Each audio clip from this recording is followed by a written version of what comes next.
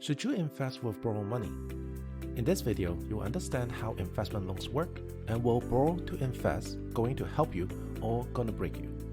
Hey guys, this is Thomas. Better mindsets, better life. Last week, I mentioned that when you borrow to invest on certain investment, the interest that you pay can have a tax deduction purpose.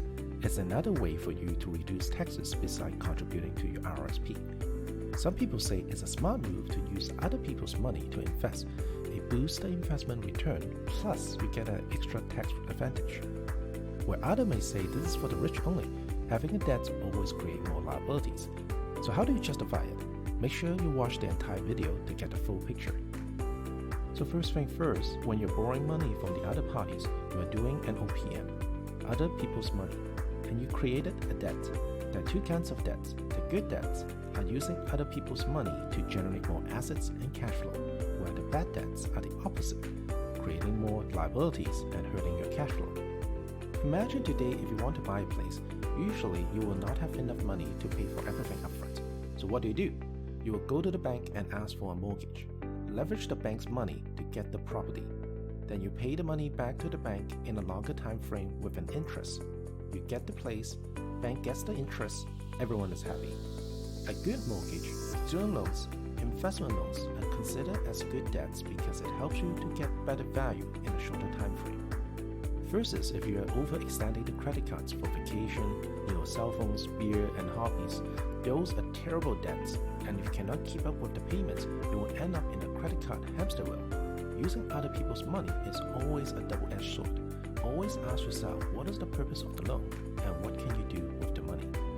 So how does investment loan able to speed up saving? Let's start with the tax advantage first. When you're filing your taxes, under line 22100, the carrying charge, it said you can have tax deduction on the interest if you borrow to invest on things that yield investment income, like an equity bond mixture portfolio or companies that yield dividends. Let's take a closer look. For instance, Tom and Mary both making $100,000 per year and their marginal tax bracket is at 40%. They each want to invest $4,000 in a non-registered account. Tom invests in a mutual fund with an 80-20 ratio, 80% in equity, 20% in fixed income. Assuming the investment gives three different returns, 4%, 6%, 10%. Tom gets $160, $240, and $400 as profits. Now, because this is in a non-registered account, it needs to be taxed, so the net profit is lower. On the other hand, Mary decides to borrow to invest. She borrows $100,000 and invests in the same 80-20 mutual fund as Tom did. We assume the cost of borrowing is at 4%, which she needs to pay $4,000 a year as interest. Right off the bat, the $4,000 can be tax deducted, so you get back $1,600 in taxes. Now let's talk about the investment return. Let's have the same three scenarios again. The 80-20 funds yield 4%, 6%, and 10%. For 4% return, the $100,000 will gain $4,000 now. The $4,000 partially considered as capital gain. Some are interest income, so roughly 60% of the investment gain will be taxed. To put it in numbers, the 60% of the $4,000, which is $2,400, will be considered as taxable income. Mary needs to pay $960 as tax. The net income becomes $3,040, plus the $1,600 tax saved. She received $4,640 in total. Same goes to 6%.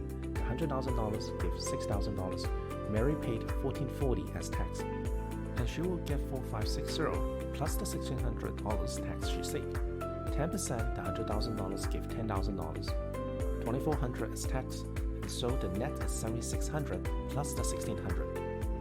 Assuming she sells everything off in a year, the actual output for Mary is $4,000. For the return above, Mary is making money, and even at 4%, where the investment return breaks even with the cost of borrowing, she still makes money because of the tax return. And that's the power of investment loan. It amplifies the return. For the same 10% return, Tom is making $400, where Mary is making $9,200 already. Mary is making more than a double compared to Tom. Same time frame, same investment, different strategy, different outcome. But it also amplified the loss as well. Say if the investment gives negative 1% return, the $100,000 will be down to $99,000. Mary doesn't have to pay investment tax. She still get the tax return of $1,600, but her initial cost is $4,000, plus she owns the bank $1,000, so total $5,000. Net, Mary is still down $3,400 versus Tom is down $40. So the key is about the risk and the return. Where can I find a low borrowing cost with a decent investment return? There are two ways that you can borrow money with a relatively lower borrowing cost compared to credit card or private loan. One is through the home equity line of credit. The other one is through specific investment loan bank. The home equity line of credit is where you use your property as a collateral. The interest rate is usually sitting at prime, and you can use the money however you want to. The maximum that you can borrow depends on your property's value, even though the interest is low with wider options. If you cannot service the loan, the bank has the right to take over the property. Compared to the other one, the interest on investment loan program is usually varies at prime plus 1 to prime plus 1.5%. You have to put the money into an investment, usually a mutual fund or segregated fund. But the good side is, most of the loan programs out there do not require assets as collateral. The maximum you can borrow is 1-to-1 to your personal assets, which means if you have $100,000 asset, you can only borrow up to $100,000. Note that most of the investment loans out there do not contain a margin call, which means they don't have to force sell or require more capital added when the investment fails to perform. So what investment should we consider then? If we break it down, the real return to 1%, 3%, 5, 10, 15, 20%, you usually see 1% in a saving account, 3% in a term deposit or bonds, 5% is the average Canadian stock market. You will find 10 to 50% return in the US stock market, and anything higher will be in the high-risk investment zone. But all of these returns are based on their past performance and do not guarantee the future return. It is important to do your own research or talk to a professional for advice. So should we consider investment loan?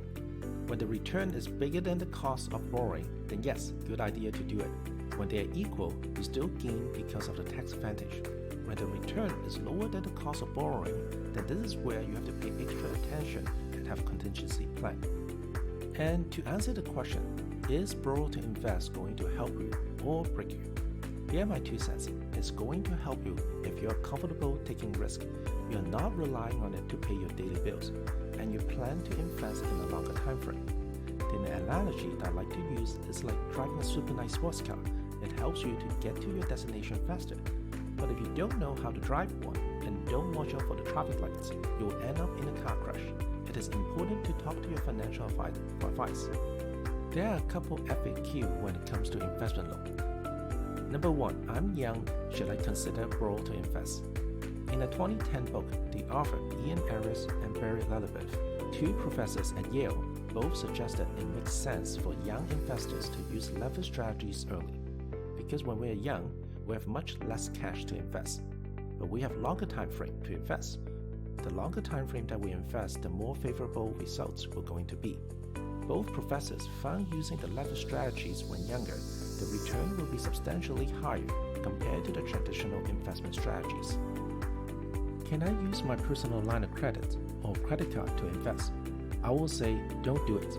Usually the personal line of credit is sitting at 8 to 9% interest per year, not to mention credit card rates is at 19.99%, which means you need to find an 8% on investments only to break even. Does investment loan affect my home purchase? It is a yes and no question. It depends. Any additional loans such as car loan, credit card debts, line of credit might reduce your borrowing power in the short term. But in the long run, the investment loan is generating more assets in your bank account and produce a consistent income. And then you have a higher borrowing power which helps you with your home purchase. Should I invest in RSP or investment loan first? That also depends on a lot of factors. Your income, your RSP rule, and when do you plan to withdraw the money? Any other tax implication when withdraw? Note that for RSP, it's much more flexible. You can choose to contribute in a lump sum or do it per month, and you can stop it at any time. Versus for investment loan, the tax deduction is based on monthly interest payments, and you cannot stop unless you repay the loan. One of the spin-off ideas is you can borrow to invest in January, get the full year interest payments when the investment goes well, and withdraw the same amount of money that you invested, then reinvest into the RSP. This way, for the same money, you can do double tax deduction. But this only applies when you have a decent return on your investments and you don't need the money in the short term. Let me know in the comment section if you like the idea of leverage loan. And don't forget to smash that subscribe button. Your support really means a lot to me. This is Thomas. If you want to learn how money works and how you want to work with money, then I will see you in the next video. Bye guys.